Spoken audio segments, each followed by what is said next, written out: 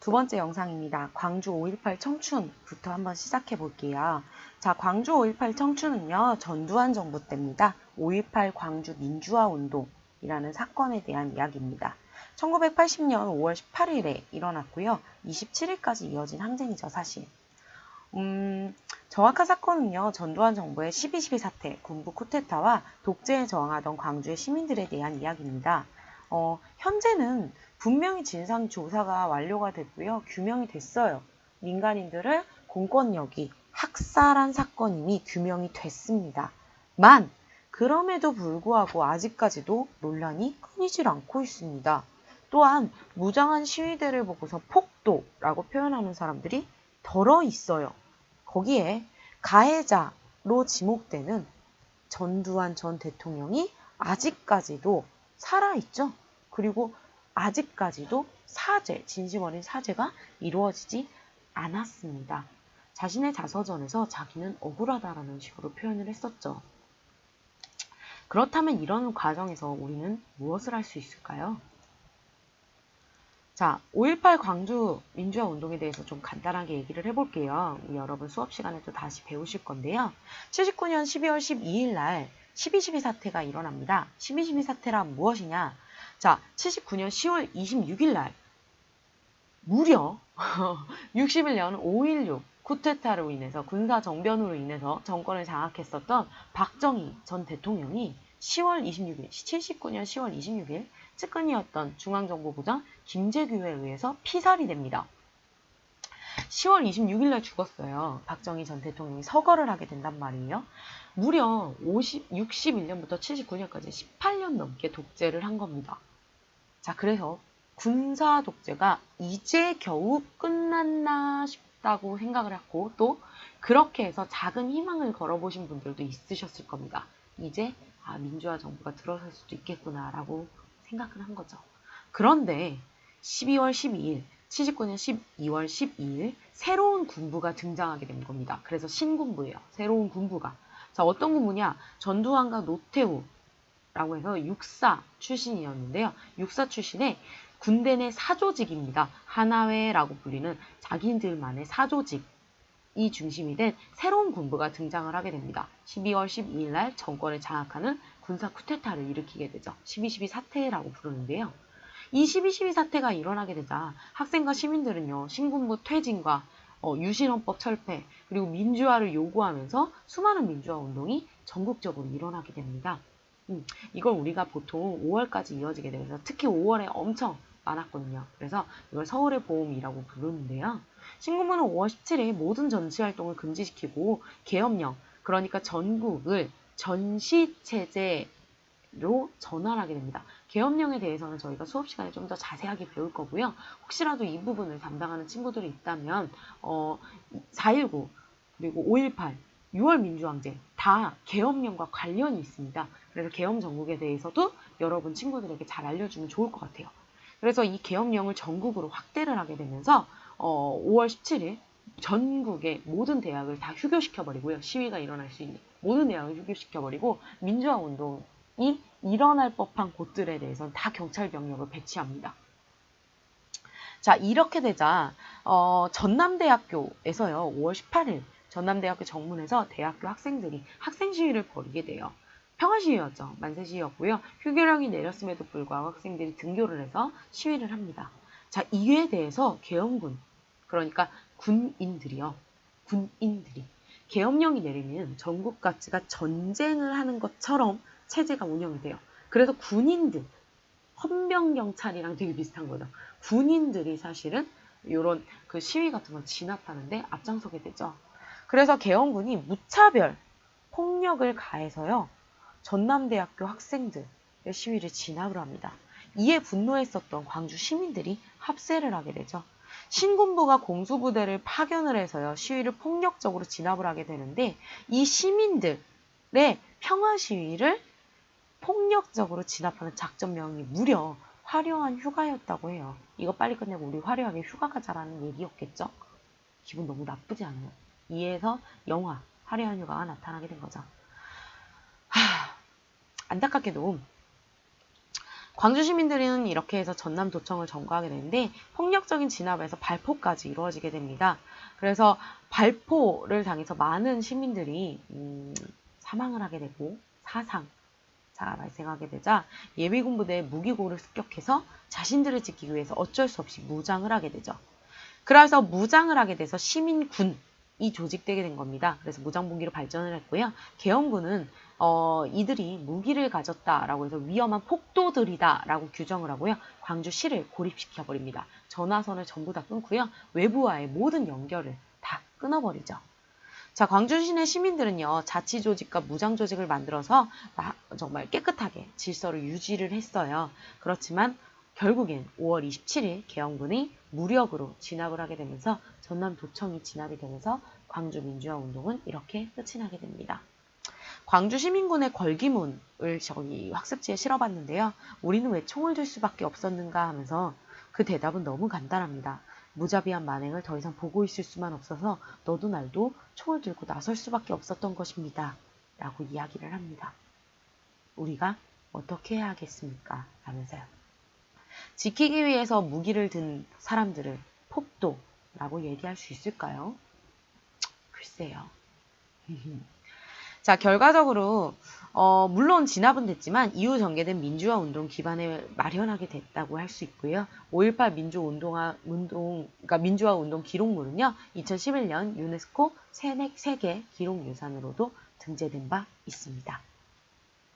자, 가장 유명한 사진인데요. 망월동에서 1980년 5월 29일 망월동에서 일제히 진행된 129구의 장례식, 시신 장례식이고요. 독일 슈피글지에 실린 아버지의 영정사진을 든 아이 사진, 요 사진이 굉장히 유명했습니다. 자, 5.18 기념재단에서 제공한 사진이고요. 또 얼마 전에 택시운전사라는 영화가 크게 흥행을 했죠. 그래서 광주의 참상을 담은 독일의 기자 위르겐 힌츠페터에 관련된 영화였습니다. 그래서 우리는 그를 푸른 눈의 목격자라고 이야기를 하죠. 자, 이 영화는 택시 운전사는 여러분들이 많이 보셨을 것 같으세요. 화려한 휴가에 나오는 평화 시위를 진행하는 시민, 광주 시민을 향한 발포 장면입니다. 볼게요.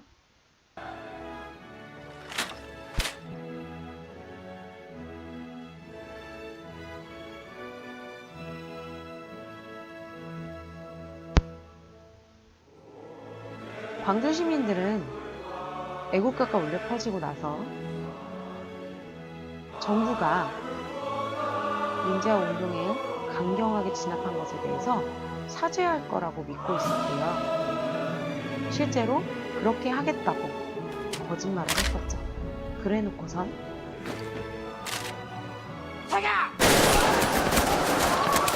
애국가를 부르는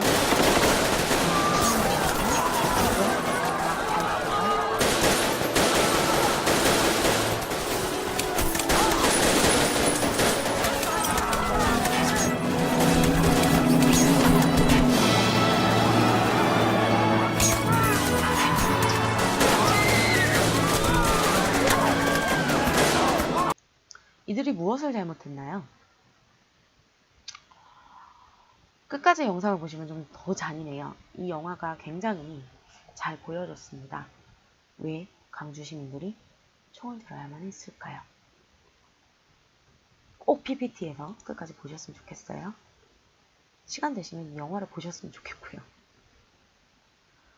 그런데 아직까지도 이 광주 논란이 끊이지 않는다고요. 자, 일간베스트 저장소라고 불리는 한 사이트예요. 아까 우리가 봤었던 그 사진입니다.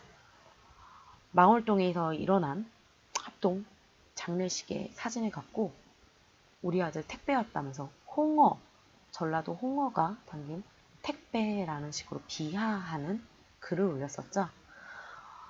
와, 실제 고소를 당했는데 20세의 대학생이었습니다. 양모 씨였고요.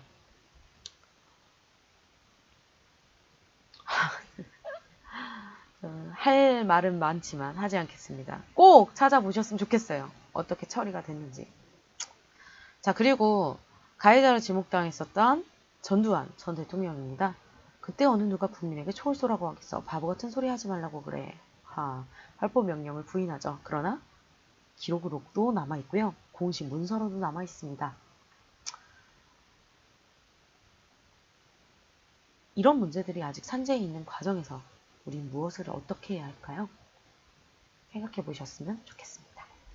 자, 요건 우리 학교의 자율동아리 역동이라는 동아리에서 진행한 광주 민주화운동 기린 캠페인이었고요.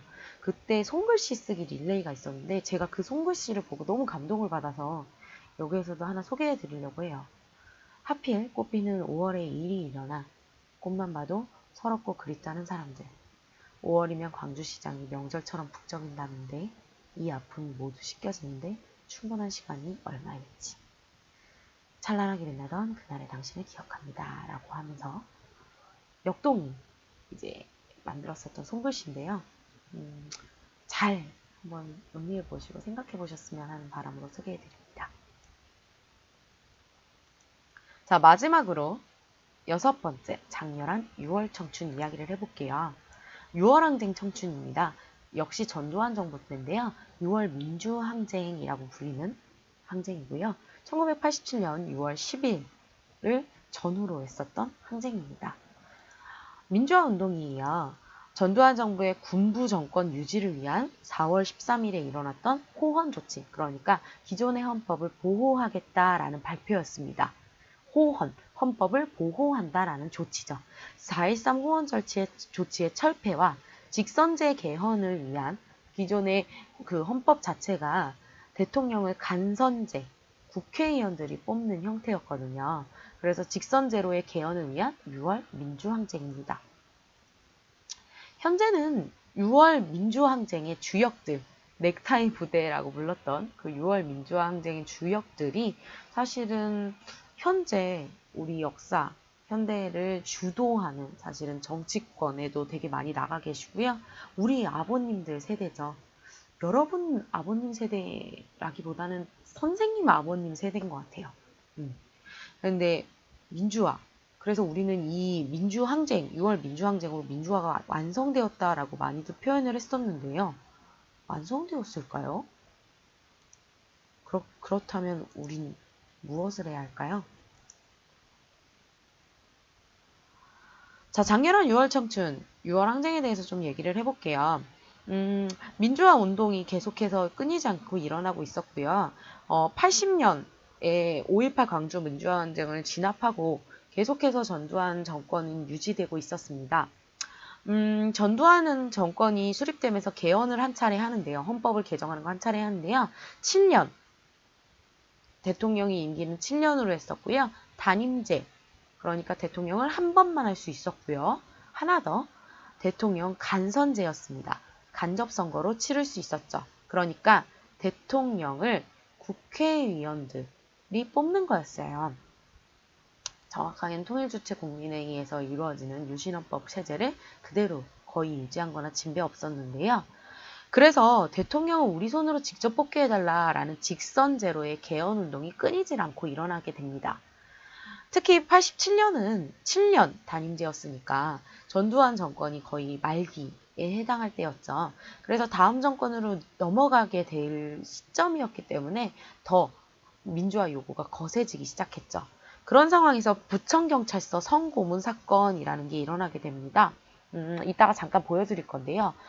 부천경찰서에 문기동 경장이라는 사람이 권인숙 학생이라는 여자 대학생을 폭행한 사건이었습니다. 고문을 통해서 거짓 자백을 받아내기 위함이었는데요. 이것이 세간에 알려지면서 문제시되죠. 인권 유린이고 또 사실은 권인숙 학생이 굉장히 용기 있게 나서준 덕분에 민주화 요구가 더욱더 구체화되기 시작됩니다. 이런 상황에서 박종철 학생의 고문치사 사건이 발생하게 되는데요. 바로 1987년 서울대학교 학생 박종철 학생이 경찰의 고문을 받다가 사망한 사건입니다. 경찰은 조사받던 박종철이 사망한 이유가 뭐냐라는 기자의 질문에 조사 과정에서 책상을 탁 치니 박고문이 하고 쓰러졌다 라고 설명을 했어요. 말이 됩니까? 말이 안 되죠. 사람들이 바보도 아니고. 이렇게 은폐를 시도했었는데 당시 박종철 학생의 부검했었던 부검 의사가 용기 있게 고백을 하죠. 물고문이 행해졌었던 걸 찾아낼 수 있었고 또 정기고문까지 가해진 정황을 발견했다. 박종철 학생은 고문을 통해서 죽은 것이다 라는 이제 용기 있는 고백을 하게 되죠. 이렇게 되면서 이 민주화 운동, 직선제 개혁 운동, 또 부천경찰서 성고문 및 박종철 고문치사 사건과 관련하여 이런 고문, 인권 유린, 또 이런 것들에서 이제 정부에 사과를 요구하는 민주화 요구가 빗발치게 됩니다. 이런 상황에서 정부는 개헌을 거부하게 되죠. 4.13 호언조치가 바로 이건데요. 대통령 직선제로 절대 개헌하지 않겠다라는 강한 뜻을 발표한 겁니다. 이에 대해서 저항 시위가 또 끊이지 않고 일어나게 되는데요. 이 과정에서 연세대학교 학생이었던 이한열 학생이 이 학생인데 최루탄을 맞고 이제 요 사진이 굉장히 유명한 사진인데요. 최루탄을 맞게 되며 결국에는 사망하는 사건이 발생하게 됩니다. 수업 중에 말씀드리겠지만 여러분 최루탄은요 절대 사람을 향해 쏘는 그런 무기가 아니에요. 최루탄은 발포가 되면요 땅바닥에 이렇게 딱 부딪히는 충격이 가해지는 순간 연기가 나옵니다. 그래서 눈을 안 보이게 하는 거예요. 그런 용도예요. 연기가 나와가지고 앞이 안 보이게 된 사람을 이제 경찰이 방독면을 쓰고 가서 경찰은 가시거리가 확보가 되겠죠. 방독면을 썼으니까. 그래서 뭐 시위를 하거나 혹은 잡아야 되는 사람을 그 최루탄 연기 속에서 이제 앞이 안 보이니까 그 사람이 도망갈 수 없잖아. 그래서 그 사람을 잡기 위해서 쏘는 거지 사람에게 맞추려고 쏘는 게 아니란 말이야. 그런데 학생이 맞게 되고요. 결국에는 이제 죽게 되면서 전국적인 민주화 요구 시위가 더 크게 일어나게 되죠. 이게 6월 민주항쟁입니다. 결국 6.29 민주화 선언으로요. 직선제 개헌을 수용하게 되고요. 결국 5년 단임의 대통령 직선제로 개헌을 하게 됩니다. 6월 29일 이 요구들을 모두 다 받아들이겠다라고 해서요. 개헌을 하게 된 거죠. 그래서 대통령 직선제를 통해서 13대 대통령 노태우가 당선이 되게 됩니다. 자, 여기까지가 6월 민주항쟁인데요. 이 장렬한 6월 청춘들을 꼭 기억해 주셨으면 좋겠고요. 여기를 맡은 모둠들은 반드시 박종철 그리고 이한열 열사에 대해서도 다뤄주셨으면 좋겠고 아까 말씀드렸던 권인수 학생과 성폭행범이었던 문기둥 경사에 대한 이야기도 친구들에게 잘 알려주셨으면 좋겠습니다. 자, 그럼 마지막으로 6월 항쟁에 대한 영상인데요. 방금 설명드렸던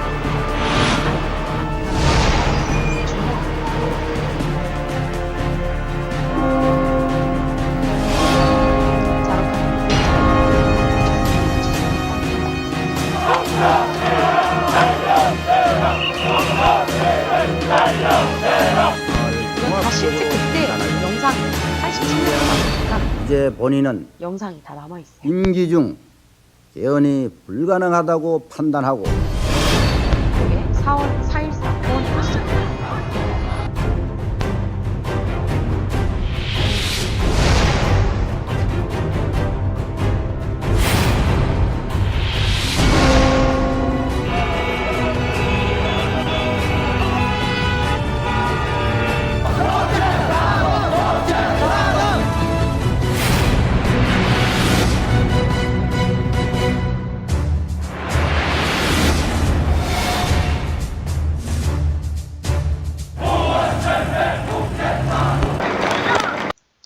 자, 여기까지 선생님이 설명했던 내용을 굉장히 잘 간단하게 설명을 해줘서 보여드렸고요. 사실 뒤쪽을 가시면 그 당시 참여했었던 사람들의 인터뷰가 나와요.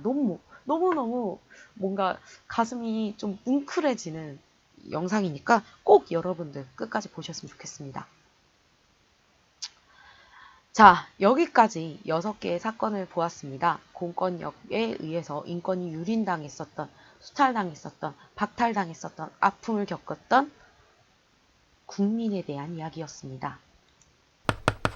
일제강점기와 대한민국 시기에 일어났었던 6가지 사건에 대해서 얘기를 해봤는데요.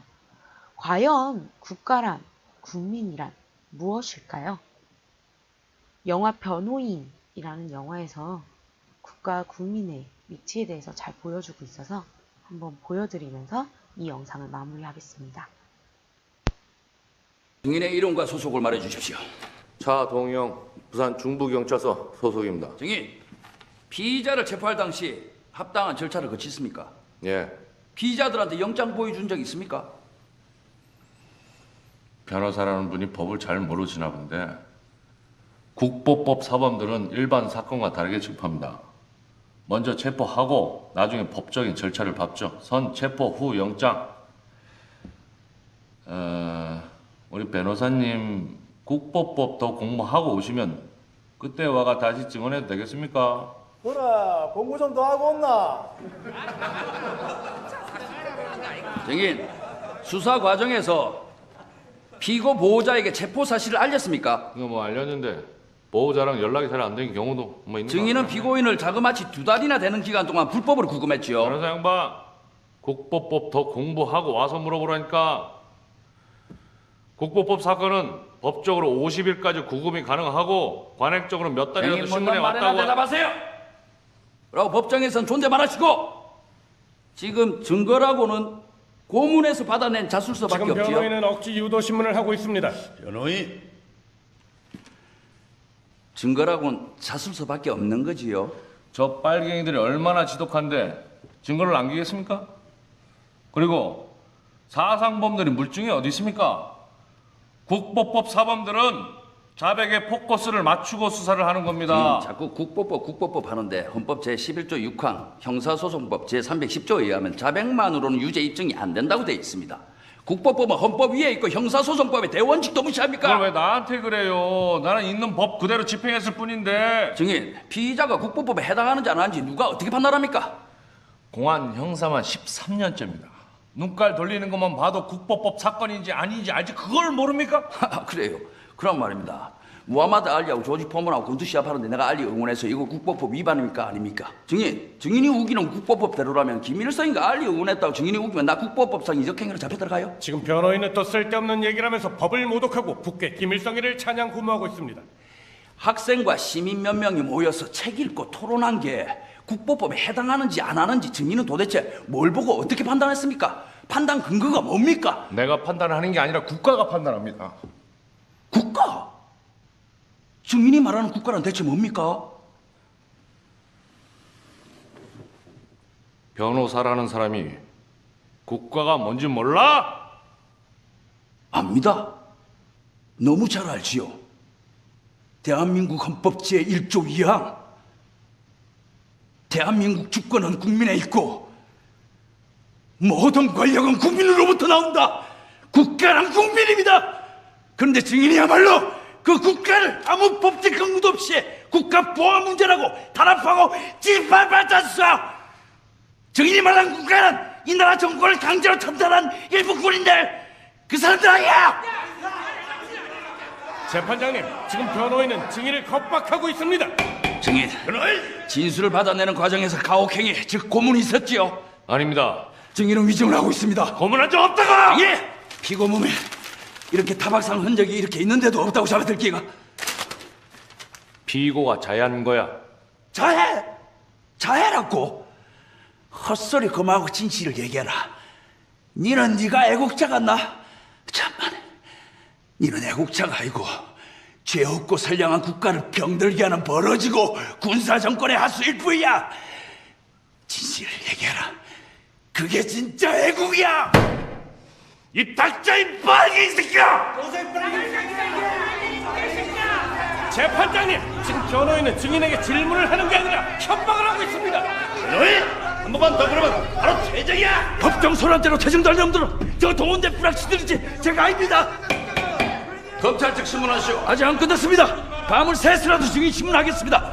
협박하고 고문해서 자술서 받아냈다고 순순히 인정해라. 여기 방청석에서 비속어 쓴 사람들 퇴정시켜. 여기 변호인도 퇴정시켜. 인정해. 검찰 측 신문하시오. 증인은 고문한 사실이 있습니까?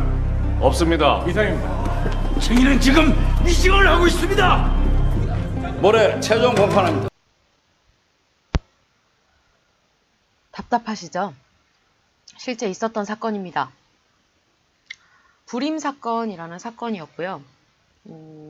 영화 변호인이 다루게 되면서 사실은 많이 알려지게 되었었죠.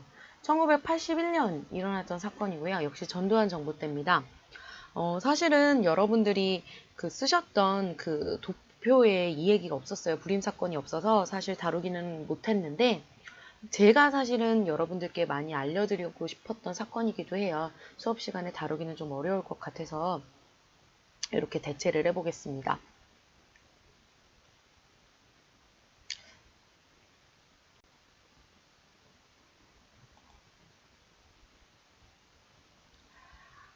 자, 여기까지 근현대사 청춘 기림활동이었습니다. 특강이었고요. 수업 시간은 어떻게 진행을 할 거냐면요. 여러분들에게 지금 이 특강 내용, 공부하셨던 내용을 바탕으로요. 모둠에서 6개 주제 중에 하나를 선택하실 거고요.